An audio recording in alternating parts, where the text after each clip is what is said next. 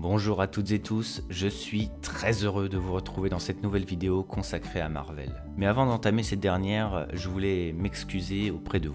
Il est vrai que la chaîne a pas mal tourné au ralenti ces derniers temps, et je ne vous cache pas que mon moral était vraiment au plus bas. Mais faire des vidéos, c'est vraiment un truc que j'adore, et il est temps que nous reprenions de plus belle, avec des mystères tournant autour de Marvel, notre sujet fétiche, ou bien même Star Wars, Stranger Things, etc. N'hésitez d'ailleurs vraiment pas à me proposer vos idées de sujets en commentaire, je suis ouvert à tout. On est ici pour parler mystère de la pop culture, et je vous invite d'ailleurs à vous réunir à nouveau dans la tribu du Lionheart, notre symbole de force et de courage. Et n'hésitez pas à vous abonner et activer la cloche, on ne le rappellera jamais assez, mais c'est très important si vous souhaitez être averti des nouvelles vidéos. Allons maintenant dans le vif du sujet. Bien que la communication de Marvel tourne autour du prochain film Black Widow, je pense qu'il est vraiment intéressant de traiter de la série Falcon and the Winter Soldier, prévue pour cet été sur la plateforme Disney+. Entre passage de flambeau, retour de personnages mythiques et menaces de l'ombre, il y a vraiment des choses à dire et qui méritent d'être mises en lumière. Par rapport à ce que nous savons actuellement, la série tournera autour des deux amis, Bucky Barnes, qui jouera très probablement le rôle de mentor envers le second personnage principal, Faucon, qui vient d'être nommé en personne nouveau Captain America par Steve Rogers lui-même. Les événements se passeront suite à Avengers Endgame bien évidemment, et apparemment le baron Zemo serait de retour. Mais voilà seulement tout ce que nous savons, alors que pourtant la série arrivera prochainement et sera la première à inaugurer le passage du Marvel Cinematic Universe sur petit écran. Concernant les mystères et les interrogations de l'œuvre, nous pouvons nous interroger sur plusieurs choses, et notamment le rôle de Captain America en lui-même. Sam a été proclamé nouveau Captain America, et pourtant la série s'appelle Falcon and the Winter Soldier. Sam n'est toujours pas considéré comme le nouveau Captain dans la série, et possède toujours son ancien nom. Ce n'est pas très étonnant, Sam va devoir faire ses preuves et devenir une icône, un héros de la nation, et la tâche va être rude. Effectivement, même si Steve lui a passé le flambeau, ou plutôt le bouclier, cela ne veut pas dire que Sam sera accepté directement, et bien au contraire. Steve a été le héros de plusieurs générations, et a marqué à de nombreuses reprises les esprits. Le peuple aura du mal à faire la transition, et Sam va devoir gagner leur confiance et en popularité. Ce dernier est plus jeune, moins expérimenté, moins mature et surtout moins puissant, car il n'a pas le sérum de super soldat. Faucon va devoir travailler sur lui-même et accepter la critique, juste comme injuste. Et je pense que ce sera un arc important de la série. Après tout, sur le court teaser que nous avait présenté Marvel, nous voyons une foule en délire, acclamant un Captain America. En tout cas, il va devoir faire ses preuves, et Bucky sera justement là pour l'épauler. Et oui, on en parle peu, mais Bucky sera bel et bien présent pour Faucon. Mais même si les deux amis s'apprécient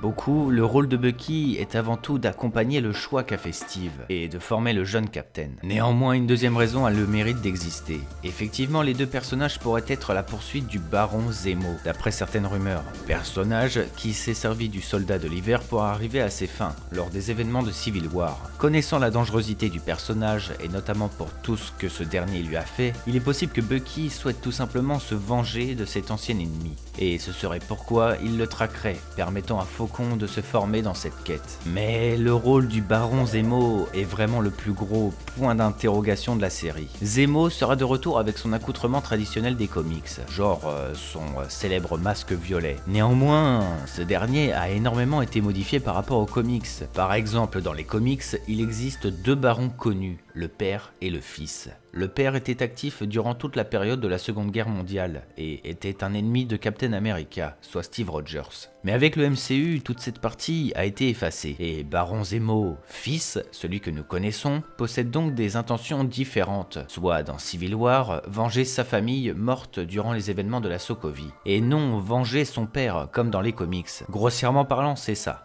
Ce qui est très intéressant et mystérieux est que le baron voulait se venger des Vengeurs, en les détruisant de l'intérieur.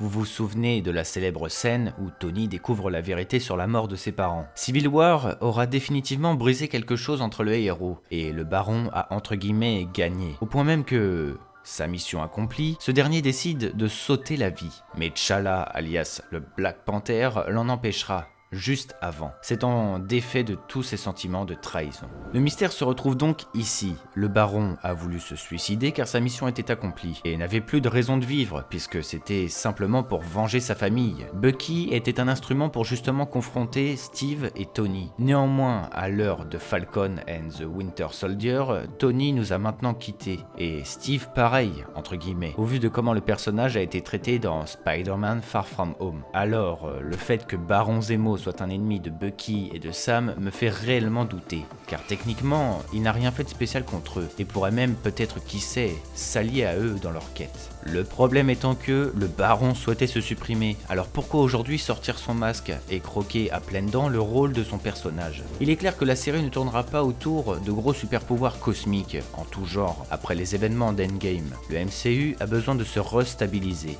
et nous relancer dans une nouvelle ère. Sam et Bucky sont de grands héros, mais restent des terriens, et surtout Sam doit se former. Il est évident que leurs ennemis seront à peu près du même type, et non des gros extraterrestres avec des pierres d'infini. Le MCU doit rester cohérent. Du coup, il est forcé que le Baron Zemo restera à peu près le même que celui que nous avons eu dans Civil War. En tout cas, il se pourrait que Zemo travaille pour Thunderbolt Ross, un personnage très secondaire mais que nous avons vu à plusieurs reprises, et notamment dans Civil War, avec les accords de Sokovie. Il est clair que la série va nous amener des révélations et que Thunderbolt ne porte pas les héros dans son cœur et aimerait justement s'en servir comme des outils. C'est ce qui semble d'ailleurs se prononcer avec le film de Black Widow, qui aura tout perdu après Civil War, entre famille des Avengers et son amour pour Banner.